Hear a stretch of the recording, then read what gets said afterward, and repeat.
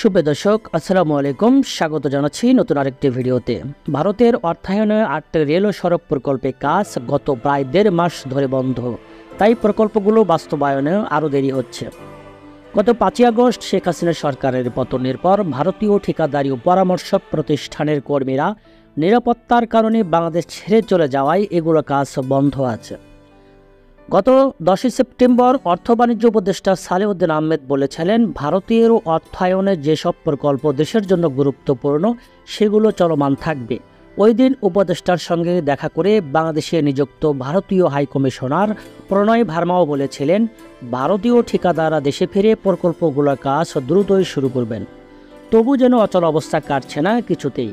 এই 8 প্রকল্পের মধ্যে একটি হলো ঢাকা টঙ্গী রুটে 3য় এবং 4র্থ লাইন এবং টঙ্গী জয়দেবপুর রুটে 2য় লাইন নির্মাণ কাজ। এর উদ্দেশ্য ছিল অতিরিক্ত 2টি লাইন নির্মাণের মাধ্যমে রাজধানীর ঢাকার সঙ্গে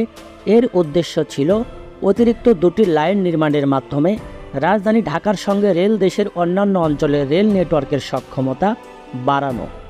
সম্ভবত যাচাই ও বিস্তারিত নকশা প্রণয়ন না করেই 2012 সালের নভেম্বরে প্রাথমিকভাবে 848 কোটি 60 লাখ টাকা খরচে প্রকল্পটি হাতে নেয় বাংলাদেশ রেলওয়ে। 2015 সালের জুনে প্রকল্পের কাজ শেষ হওয়ার কথা থাকলেও নকশা ও টেন্ডার জটিলতা, দুর্বল পরিকল্পনা ও সরকারি প্রতিষ্ঠানের মধ্যে সমন্বয়হীনতার কারণে 2019 সালের ফেব্রুয়ারিতে তা শুরু হয়। সেই হিসাবে প্রকল্পের মেয়াদ সংশোধন করে 2027 সালের জুনে করা হয়। খরচ প্রায় 300% বাড়িয়ে 3,342 কোটি টাকা করা হয়। গত এপ্রিল পর্যন্ত প্রকল্পটি 35% কাজ হলেও এখন নতুন করে প্রতিবন্ধকতায় পড়েছে।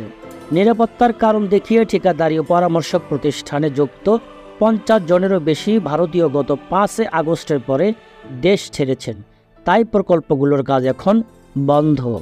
এই পরিস্থিতিতে প্রকল্পটি বাস্তবায়নে আরও অনেক সময় লাগবে এমনটি মনে হচ্ছে।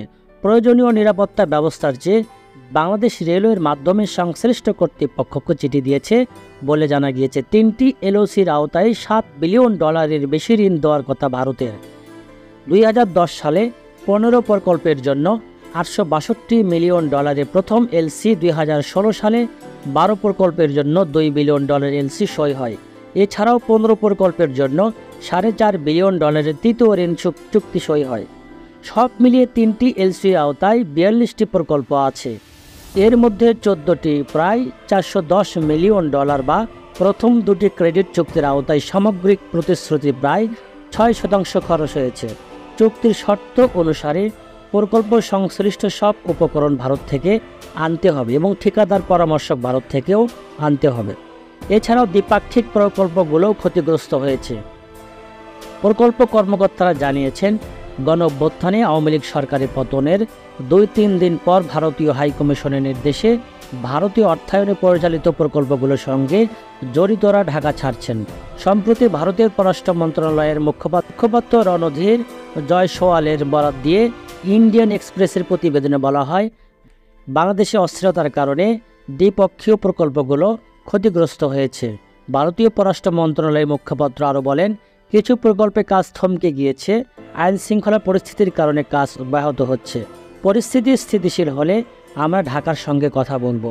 ভারতীয় এলসির আওতায় চলমান 6টি রেল প্রকল্পের মধ্যে শুধু খুলনা মংলা রেল লাইনের কাজ শেষ হয়েছে। গত বছর তা উদ্বোধন হলেও আনুষ্ঠানিকভাবে কাজ শেষ হয়নি। বাকি 5 প্রকল্পের কাজ আরও দেরি হওয়ার আশঙ্কা আছে বলে জানিয়েছে রেলওয়ে কর্মকর্তারা। এই প্রকল্পগুলো হলো ঢাকা টঙ্গী সেকশনের 3য় 4র্থ ডুয়েল গেজ লাইন ও টঙ্গী জয়দেবপুর সেকশনের dual gauge double line, Kulaura Shahbazpur section পুনর্বাসন, পার্বতীপুর থেকে কাউনিয়া সেকশনে মিটার গেজকে ডুয়েল গেজ লাইনে রূপান্তর, খুলনা দর্শনা সেকশনের ডাবল লাইন ও বগুড়া থেকে সিরাজগঞ্জ পর্যন্ত ডুয়েল গেজ রেল লাইন নির্মাণ।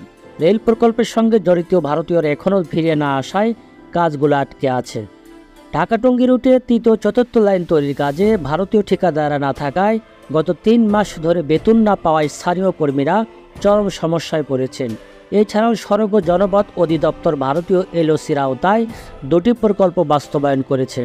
আশুগঞ্জ নদীবন্দর থেকে আখাউড়া স্থলবন্দর পর্যন্ত সংযোগকারী 51 কিলোমিটার রাস্তা 4 লেনে উন্নতি করতে খরচ 3,567 কোটি 85 লাখ টাকা। 2020 সালের মধ্যে কাজ শেষ হওয়ার কথা ছিল। মেয়াদ বাড়িয়ে 2025 সালের জুন পর্যন্ত করা হয় এবং খরচ বেড়ে গিয়েছে 5,791 কোটি টাকা। এই পর্যন্ত এই প্রকল্পে প্রায় 50% ভৌত অবকাঠামো কাজ শেষ হয়েছে।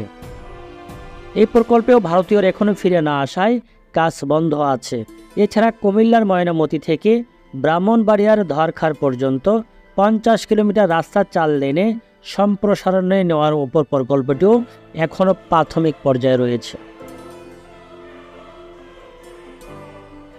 দর্শক, দেশ বিদেশ থেকে যারা এই ভিডিওটি দেখলেন সবাইকে ধন্যবাদ জানাই। দেশের যারা মেগা প্রকল্পের ভিডিও দেখতে পছন্দ করেন আমার চ্যানেলটি সাবস্ক্রাইব করে সঙ্গে থাকতে পারেন এবং আপনাদের অতি মূল্যবান মন্তব্য যদি থাকে সেটা কমেন্টস করে জানাতে পারেন।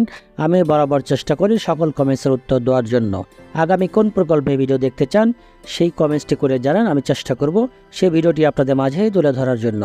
দেখা হবে আগামী কোনো পর্বে। সে পর্যন্ত ভালো থাকুন, সুস্থ থাকুন। আল্লাহ হাফেজ।